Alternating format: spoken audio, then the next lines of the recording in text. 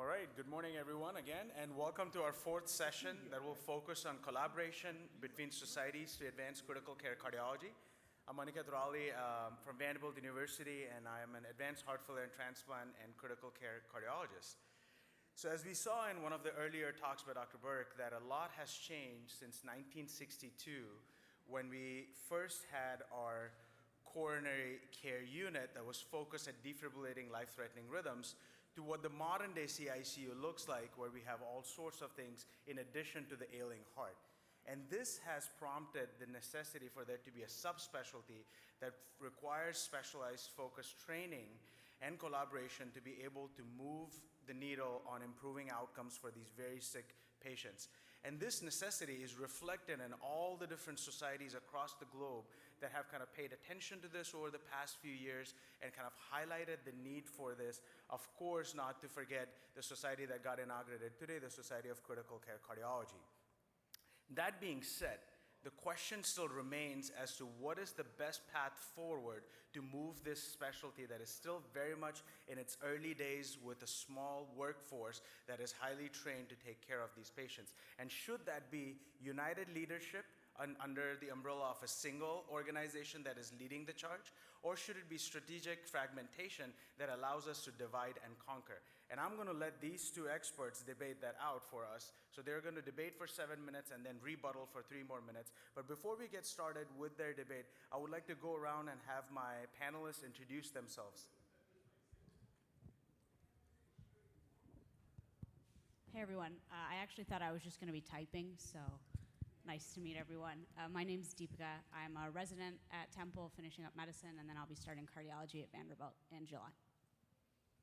Okay, hi everyone. My name is Brandon Wiley. I'm a cardiologist and critical care physician in Los Angeles and the chief of cardiology at Los Angeles General Medical Center. Hi, Neil Chasen from Cleveland Clinic. Hi, I'm Sarah Perman. I'm an emergency medicine physician at the Yale University School of Medicine. I'm also the chair of the 3 CPR Council at the American Heart Association, so I think that's why I'm up here on stage. But we are the new home of the Critical Care Cardiology Scientific Committee, so very happy to be here. Thank you. Jim Horowitz from NYU.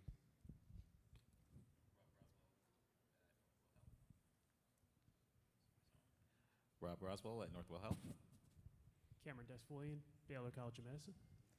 And as you guys will see, Dr. Wiley looks a little bit different on that slide, but in reality, this is what he looks like. And this is not to confuse the audience. This is just an error on our part. So with that, we'll get started with the debate where Dr. Roswell will argue that progress is best achieved with a single society leading and representing the field. And that will be followed with the rebuttal that says a divide and conquer strategy will yield faster and better results for us as a field.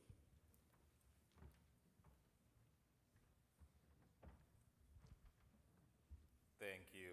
And again, I have the really interesting position at the Society of Critical Care Cardiology Conference to advocate that there should just only be one society.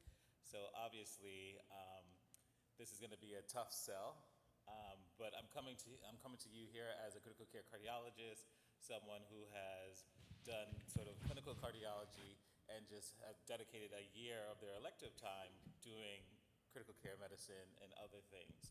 I'm also one of the inaugural chairs of the critical care cardiology section at the American College of Cardiology, and now I'm the immediate past chair of the ACC's critical care cardiology section.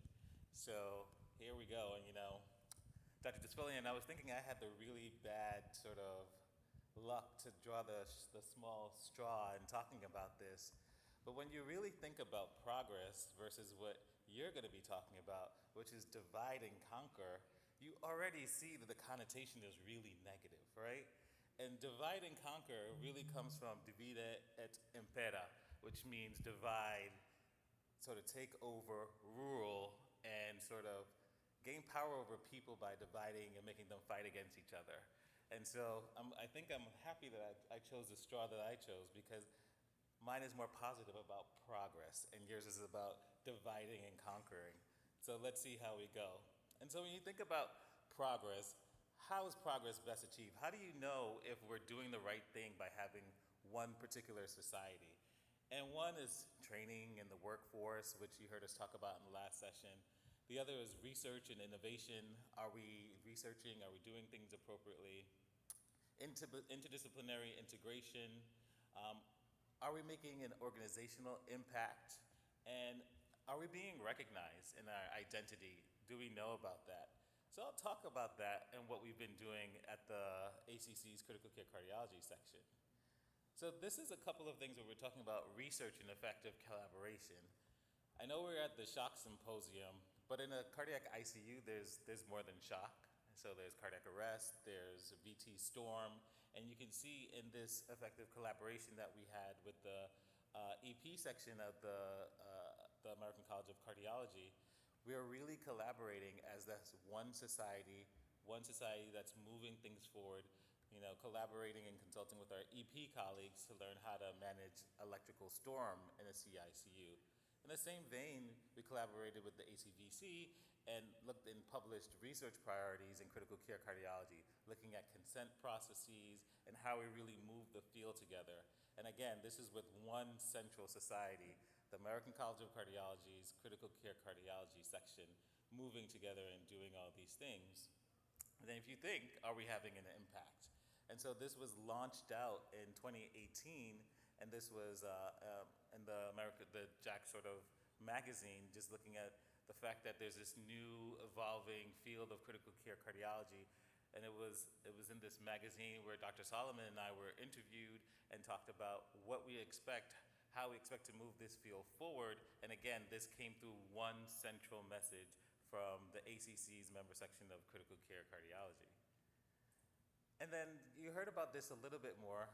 Do we have our identity and are we recognized? So looking at the COCAT statement, and this was the one that was published in 2015, all it said really is, you should have 1 year of critical care medicine in the Department of Medicine, and that should sort of train you. The fact that we have one society has moved this to what we're doing right now. And some of the people in this room are on the advanced training statement that we're working on right now, which includes the AHA, SCI, Heart Failure Society, and the chairs are Dr. Solomon, Dr. Menon, and Dr. Valabajosova. And all of them are really moving the field forward, defining what the competencies are.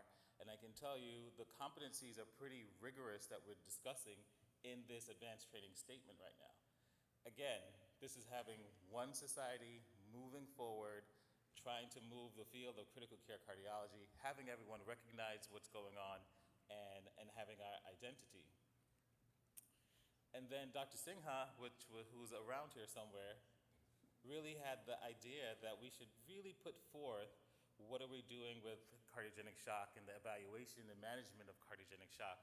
And we applied to be one of the ACC's first heart roundtables in cardiogenic shock. That was led with the president at that time, which was Hadley Wilson, and we had experts invited to talk about the management and evaluation of cardiogenic shock. Again, one society moving things forward. And what has happened is that this was the publication that Dr. Sinha just mentioned, is that we published the concise clinical guidance on cardiogenic shock.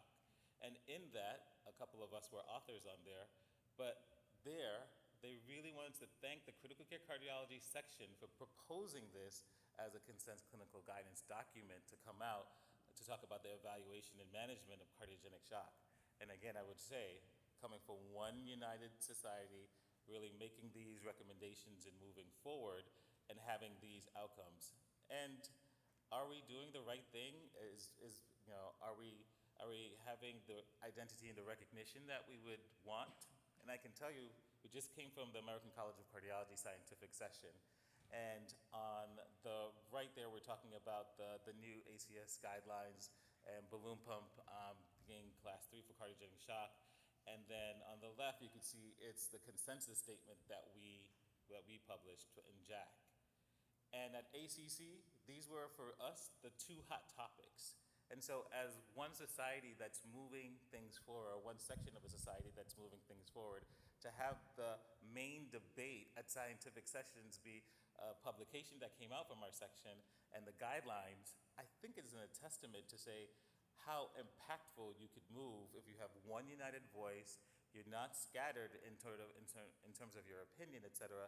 It's one united voice. You can do really, really impactful things moving forward. And so I'll end by saying a couple of things, and thanks to these two people, Dr. Ichaporia and Dr. Solomon. So Dr. Ichaporia really, I think, authorized the formation of a task force in critical care cardiology at the American College of Cardiology. And when she became president, she actually led the charge and led the approval for us being an actual member section of the American College of Cardiology under the tutelage of Dr. Solomon. And so I'll end by saying we had one sort of society, which is American College of Cardiology, and our section, the critical care cardiology. What's the problem? So anytime we want to start and do a new initiative, let's say at the medical school or a health system, our CEO always asks, what problem are we trying to solve? And I think with the one society that we have and all the data I've just shown, I think that we're doing a pretty good job as one society doing things and moving things forward. So my question to you is, we're doing well. What's the problem? What problem are we solving for by creating more societies? So thank you. And I think you'll have your 3 minutes for rebuttal.